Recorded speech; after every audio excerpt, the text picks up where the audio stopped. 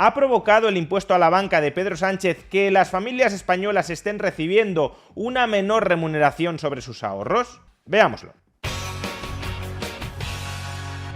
Ya hemos explicado en vídeos anteriores que los bancos españoles se hallan a la cola de Europa en lo relativo a la remuneración de los depósitos. A pesar de la fuerte subida de tipos de interés por parte del Banco Central Europeo, que al parecer ya está a las puertas de llegar a su fin, a pesar de esa fuerte subida de tipos de interés, los bancos españoles no han trasladado esos mayores tipos a una mayor remuneración de los depósitos que abonan a las familias. Por ejemplo, en el mes de febrero, el tipo de interés promedio que ofrecían los bancos españoles por los depósitos a plazo hasta un año era del 2,37%, mientras que en el caso del conjunto de la eurozona era del 3,20%, casi un punto porcentual superior. Y en otros sistemas bancarios, como el francés, como el italiano o como el estonio, era superior al 3,7%, es decir, alrededor de 1,5 puntos superior. Y en esos vídeos anteriores ya hemos expuesto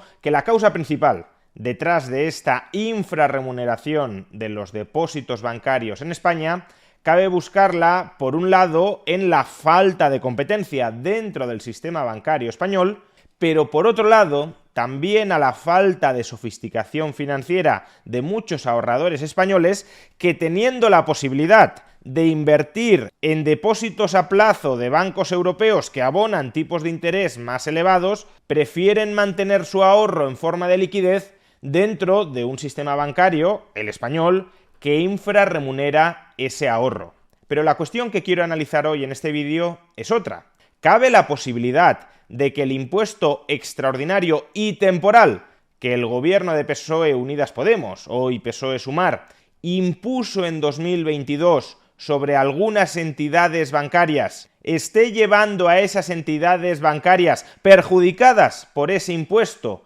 a remunerar el ahorro de los españoles a tipos de interés más bajos que otros sistemas bancarios europeos? Desde un punto de vista teórico, cabe perfectamente esa posibilidad. Recordemos que el impuesto a la banca aprobado por PSOE Unidas Podemos grava el margen neto de intereses y comisiones de aquellos bancos que facturen más de 800 millones de euros al año. El margen neto de intereses de un banco es la diferencia entre los ingresos por intereses que recibe ese banco fruto de su cartera de préstamos, por ejemplo, de sus préstamos hipotecarios, menos los gastos en intereses de esa entidad bancaria dirigidos a remunerar sus pasivos, por ejemplo, sus depósitos. Cuanto mayores sean esos ingresos netos por intereses, más impuesto extraordinario pagará el banco. Y cuanto menores sean esos ingresos netos por intereses, menos impuesto extraordinario pagará el banco.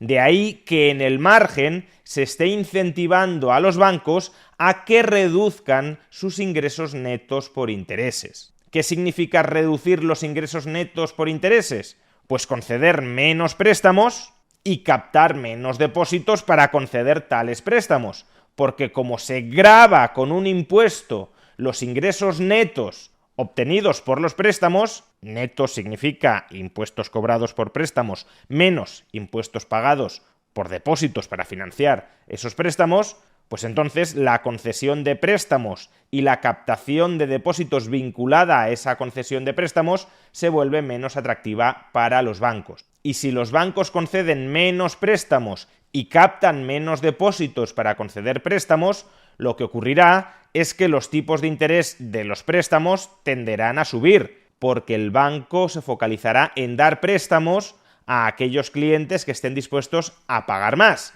Y a su vez, si capta menos depósitos para conceder menos préstamos, eso también significa que los tipos de interés sobre los depósitos tenderán a bajar, porque el banco se especializará en captar los depósitos de aquellos clientes que estén dispuestos a cobrar menos. O dicho de otra manera, dejará de captar los depósitos de aquellos clientes que exijan cobrar más en intereses para depositar el dinero, su ahorro, en esa entidad financiera, pero como al banco no le interesa captar tantos depósitos, desechará aquellos que le exijan mayores intereses. Así pues, el resultado final de este modelo teórico, donde se introduce un impuesto que grava los ingresos netos por intereses dentro de un sistema bancario escasamente competitivo, es que el tipo de interés de los préstamos sube y el tipo de interés de los depósitos baja, de tal manera que, en parte, el impuesto que el Estado le cobra a la banca, en el fondo, lo pagan los ciudadanos con mayores tipos de interés sobre sus préstamos y con menores tipos de interés sobre sus depósitos. Por eso conviene siempre complementar estas consideraciones teóricas con las investigaciones empíricas que analicen la cuestión que estamos tratando de resolver. Es decir, el impuesto extraordinario a la banca que aprueba el gobierno de PSOE, Unidas Podemos, en 2022, puede haber reducido los tipos de interés que los españoles cobran por sus depósitos en ese sistema bancario. Pues justamente el Banco de España acaba de publicar una investigación empírica sobre esta específica cuestión. Lo que hace el Banco de España en esta investigación es una doble comparativa. Por un lado, compara los tipos de interés pagados por depósitos y cobrados por préstamos de los bancos españoles afectados por este impuesto extraordinario desde la fecha de entrada en vigor de este impuesto extraordinario con respecto a los tipos de interés pagados y cobrados por otros bancos españoles no afectados por este impuesto. Y por otro lado, compara los tipos de interés pagados y cobrados por el conjunto del sistema bancario español desde la entrada en vigor de este impuesto con los tipos de interés pagados y cobrados por otros sistemas bancarios europeos, para ver si empiezan a evolucionar de manera distinta a partir de la entrada en vigor de este impuesto. El ejercicio econométrico que hace es algo más complejo que lo que estoy describiendo aquí, pero en última instancia y en esencia es esto. ¿Y cuáles son las conclusiones a las que llega el Banco de España a través de esta doble comparativa? Pues que, en términos generales, los bancos españoles no han trasladado el impuesto que recae sobre sus ingresos netos por intereses a los ciudadanos. El Banco de España no detecta ni que el margen de intereses de los bancos afectados por este impuesto se haya ensanchado con respecto al de los bancos españoles no afectados por este impuesto,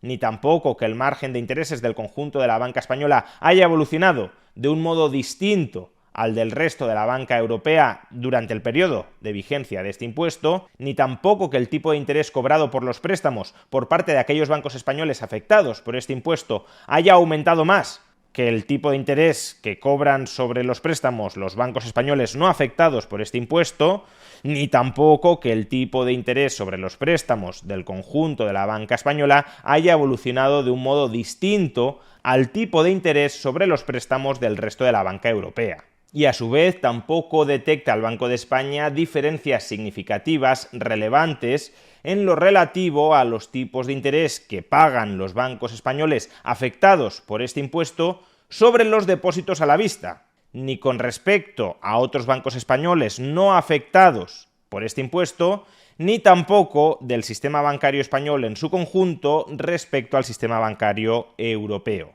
Ahora bien, el Banco de España sí detecta una brecha significativa en un tipo de interés como consecuencia de la introducción de este impuesto extraordinario a la banca. Y en particular es el tipo de interés que pagan los bancos españoles afectados por este tributo en sus depósitos a plazo. Concretamente, usando cualquiera de las dos metodologías, el Banco de España descubre que los tipos de interés sobre los depósitos a plazo cobrados por las familias españolas son más bajos de lo que habrían sido en ausencia de este impuesto. Por un lado, y comparando a los bancos españoles afectados por este impuesto frente a los bancos españoles no afectados por este impuesto, concluye: se observa un impacto negativo estadísticamente significativo sobre los tipos de los depósitos a plazo, tanto en nuevas operaciones como en el saldo, en el caso de los hogares. Y en el gráfico correspondiente podemos observar que los tipos de interés sobre los nuevos depósitos a plazo de los hogares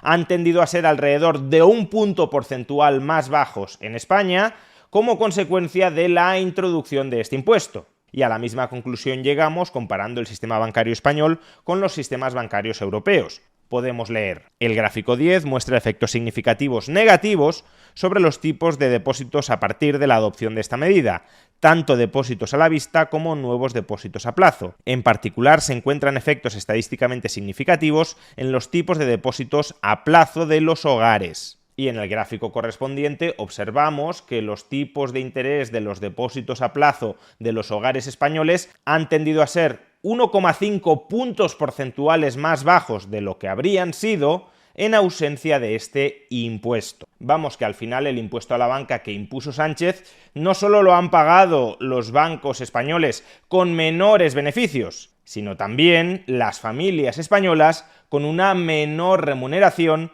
sobre sus ahorros y, por tanto, con una mayor fagocitación de sus ahorros líquidos por parte de la inflación. Y si uno no quiere pagar con sus ahorros este impuesto, lo que tiene que hacer es invertir en otros activos más adecuadamente remunerados, en otros activos cuya rentabilidad no se haya reducido precisamente por la introducción de este impuesto. Por ejemplo, y como ya hemos explicado en otras ocasiones, incluso quedándonos dentro del ámbito de los depósitos bancarios, la entidad que apadrina este vídeo, Raisin, nos ofrece la posibilidad de contratar a través de la propia Raisin depósitos bancarios de entidades europeas que, tras sondear el mercado a través del comparador que tenéis disponible en la propia Raisin, ofrezcan remuneraciones más elevadas que los bancos españoles, entre otros motivos, por no estar castigadas por el impuesto Sánchez. Por ejemplo, ahora mismo el banco lituano PayRai está ofreciendo un tipo de interés del 3,6%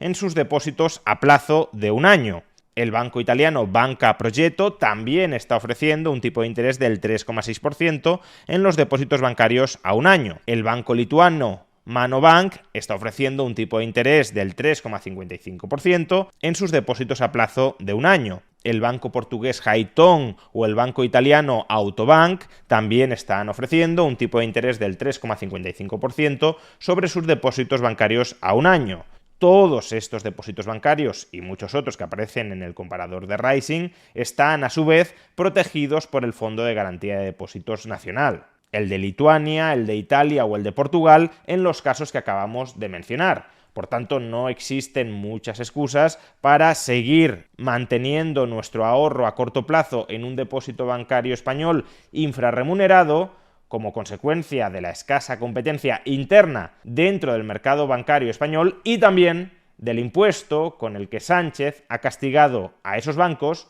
y también a las familias que son clientes de esos bancos. En definitiva, que Pedro Sánchez, el PSOE, Unidas Podemos, Sumar, también son corresponsables, no responsables únicos y exclusivos, pero sí corresponsables de los bajos tipos de interés con los que los bancos están remunerando los depósitos a plazo de las familias españolas. La suerte es que, al menos en este caso, está en nuestra mano, a un clic, escapar del impuestazo de Pedro Sánchez.